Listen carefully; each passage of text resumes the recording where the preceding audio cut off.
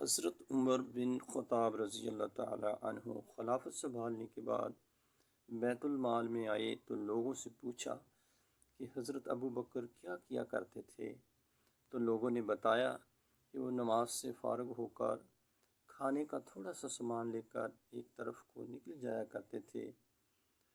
آپ نے پوچھا کہ کہاں جاتے تھے؟ لوگوں نے بتایا کہ یہ نہیں پتہ، بس اس طرف کو نکل جاتے تھے۔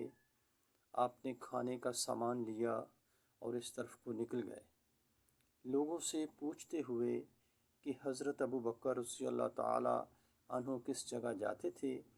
پتہ چلتے چلتے ایک جھونپڑی تک پہنچ گئے۔ وہاں جا کر دیکھا کہ ایک بوڑھا آدمی دونوں آنکھوں سے اندھا ہے اور اس کے منہ پر پھالکے بنے ہوئے ہیں۔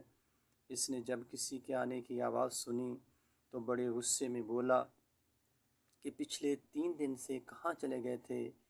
تم آپ خاموش رہے اور اس کو کھانا کھلانا شروع کیا۔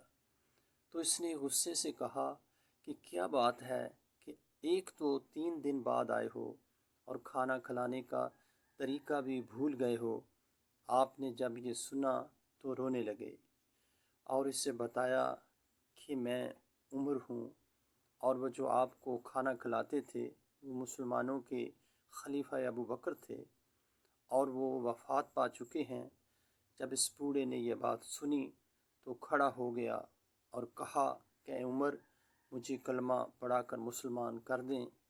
پچھلے 2 سال سے وہ آدمی روز میرے پاس آتا اور کھانا کھلاتا رہا، ایک دن بھی اس نے مجھے نہیں بتایا کہ میں کون ہوں۔